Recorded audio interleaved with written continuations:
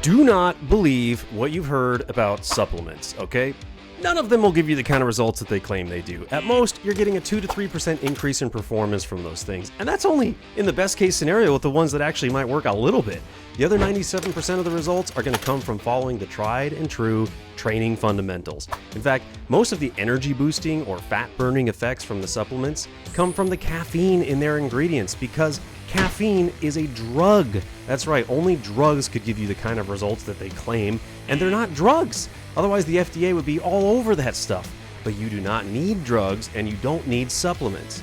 Well, what about so-and-so's Instagram results, or this YouTube page that I follow that recommends these supplements, or those amazing before and after photos? Look, these people are being paid.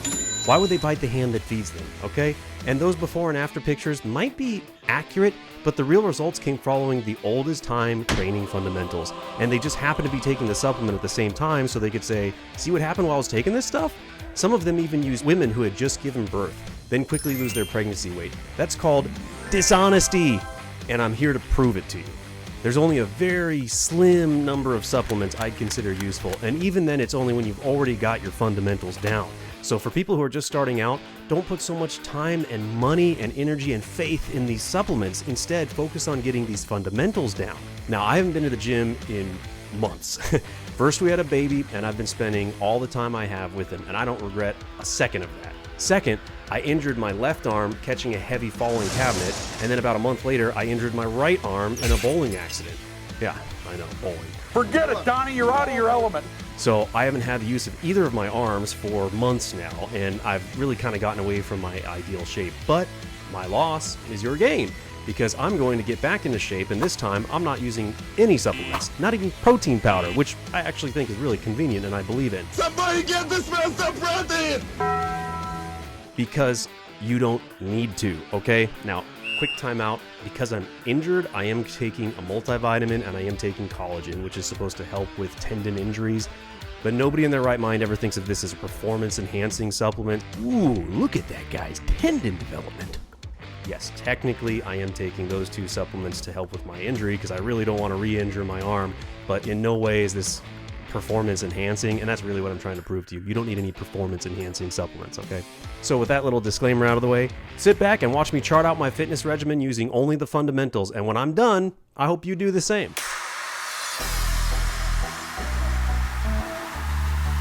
Let me give you a quick rundown of what we're going to cover. Mental training, cardio training, diet training, and strength training. These four elements combined create a powerhouse effect that can transform your body in ways you'd never believe.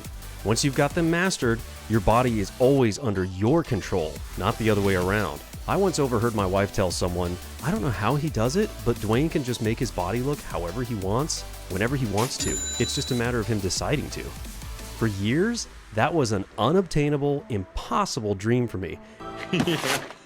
Like that's ever gonna happen. Oh, Lord. And it seemed like some people were just born with awesome bodies and some people just weren't. And I was one of the ones who wasn't. But the truth is, these days, my wife is right.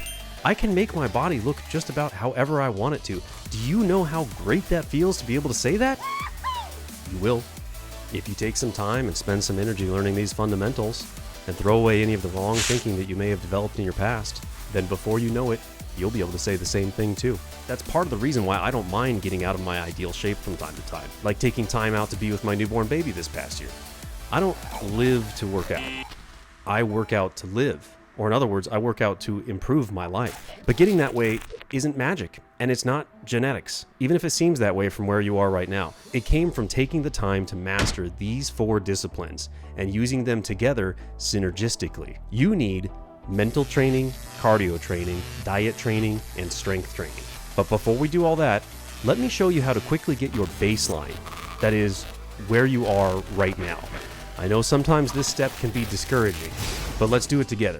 You really can't aim for any destination if you don't know where you're starting from, and no starting point is ever too far away to improve from. Now, skip this step at your own peril, because all the people who are really serious about their fitness and who do it for competitions, they know exactly where they are, so they know when something's working and when it's not, and when they can adjust that. So you've got to get a baseline. So we got to take some measurements, and the first is going to be weight. Can't do much with just your weight alone, but you need to have your weight. So that is 220 on my old busty scale that's been through a lot with me together.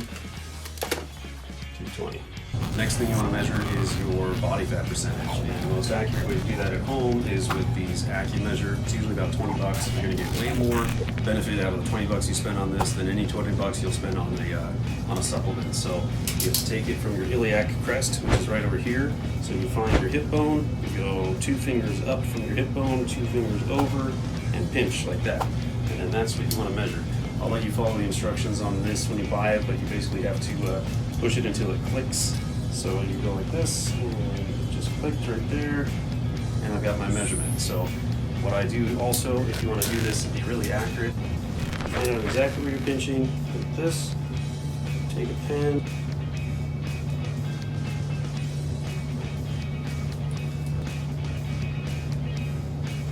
now I've got the exact spots, and I'll just keep that on there while I'm measuring this for the next however long I'm measuring.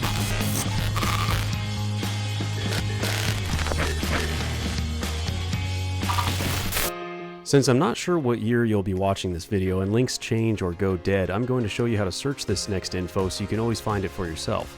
First, you need to translate your body caliper measurement into your body fat percentage.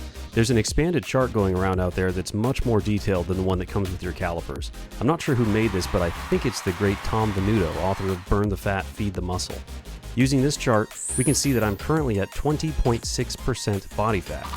Now, I can take my total weight and see how much of it is fat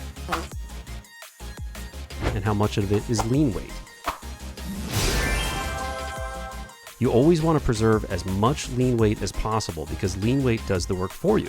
Fat is just a storage tank for your body to store long-term energy, but muscle weight, which is lean weight, costs your body calories and nutrients to maintain. So you will burn more calories even while sitting around the more lean weight you have. On top of that, losing your lean weight can trigger the dreaded starvation mode, which gives you extreme hunger cravings and drops your energy level, among several other bad things. Also, less lean weight looks less attractive than higher lean weight. If you watch my earlier videos, I did a water-only fast for 40 days, and I can tell you that I lost a lot of lean weight, and I had very little energy by the end of it. This is why it is never the right move to starve yourself when you're trying to get fit. And don't ever worry about being too muscular. It's just not going to happen unless you're taking drugs. Take it from someone who has struggled day in and day out for years for every pound of muscle he's got. You are not going to suddenly wake up too muscular. Now that we have our lean weight, it's time to calculate our basal metabolic rate. This just means how many calories our body uses to stay alive. The most accurate method we can use is called the Katch-McArdle formula. Here we enter the figures, and here's my result. This is how many calories I'd burn if I was at a complete rest, like sitting in a coma. Of course, that's not realistic, so we have to multiply it by an activity factor. You want to choose this figure based on whether you're mostly sedentary, like a desk job, all the way up to if you have a physical job and work out or play sports all the time. And voila! Now we have our baseline. In theory, eating less calories than this amount will cause us to start tapping into our fat stores, which is our long-term energy storage, to stay alive.